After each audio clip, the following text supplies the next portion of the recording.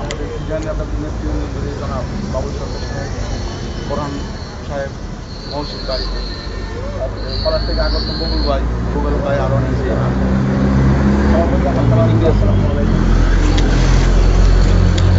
আজকে আমরা যে উদ্দেশ্যে আপনারা হয়তো সবাই অবগত, ডক্টর আব্দুল মোমেন খান সাহেব একসময় আমাদের সাবেক খাদ্যমন্ত্রী ছিলেন, সফলভাবে এই বাংলাদেশে ওনার রূপে পরিচালনা করিয়াছিলেন এবং সেই মৌরুম খাদ্যমন্ত্রী সাহেবের সহযোগী ওনার স্ত্রী গত শুক্রবারে করিয়াছেন।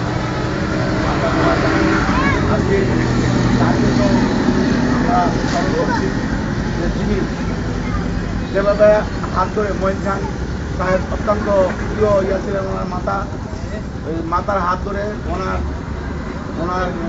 থেকে অনুমতি নিয়ে উনি রাজনীতিতে আসছেন।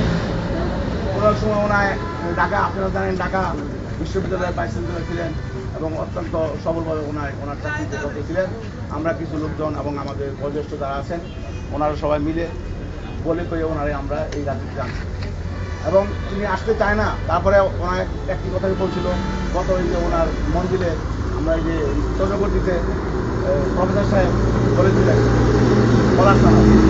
বলেছিলেন যে ওনার মার অনুমতি ছাড়া ওনার কোনো কাজ করবে না। তখন বললো যে যদি আম্মা আমাকে বলে তাহলে আমি নির্বাচন করবো বা ভোট করবো।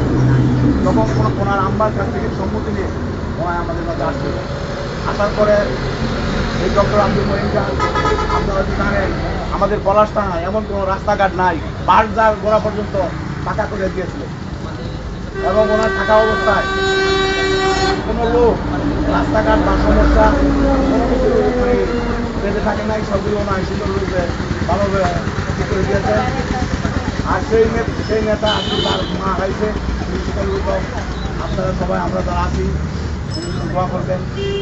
আর আজকের রাজনীতির যে পরিস্থিতি আপনারা সবাই হয়তো দেখছেন, এই যে আমাদের জাতীয় সংসদের নেতা ফারুক সাহেব কীভাবে লাঞ্ছিত হয়েছেন, ওনাকে লাঠি মেরেছে, পুলিশে ওনাকে লাঠি মেরেছে এবং বিভিন্নভাবে সাউন্ড দিতেছে যে ওনাকে মেরে শেষ করে দেন।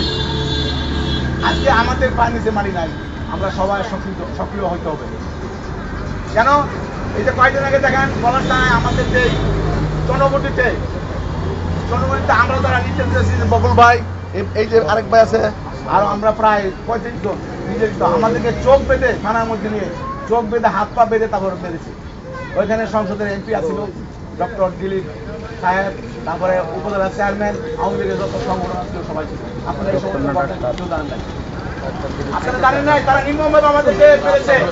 রাত্রে যখন 12টা 1টা বাজছে, সেই অন্ধকার রাত্রে তারা বসে বসে আমাদেরকে হাত বাঁধছে প্রথম, তারপর চোখ বাঁধছে, তারপর আমাদেরকে পিটাইছে এবং তোরা কোন বিএনপি করে তোদেরকে আমরা দেখবো, তোদেরকে নিঃস্ব করে দেবো।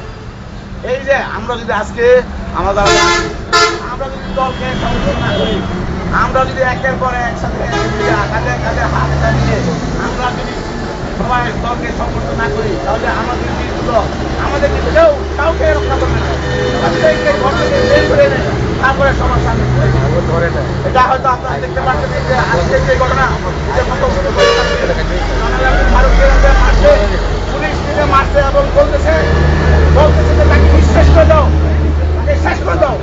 আমাদের এই যে ফারুককে যদি শেষ করে দেয় তাহলে আমাদের অবস্থা কি হবে আপনারা হয়তো কিছুটা টের পেয়েছেন। তাই আমরা এখন এই ডক্টর মঈন খানের হাত ধরে আমরা ওনার সম্প্রসায় আছি। আমাদের বয়োজ্যেষ্ঠ যারা আছেন সবাই আমরা শক্তিশালী হতে হবে।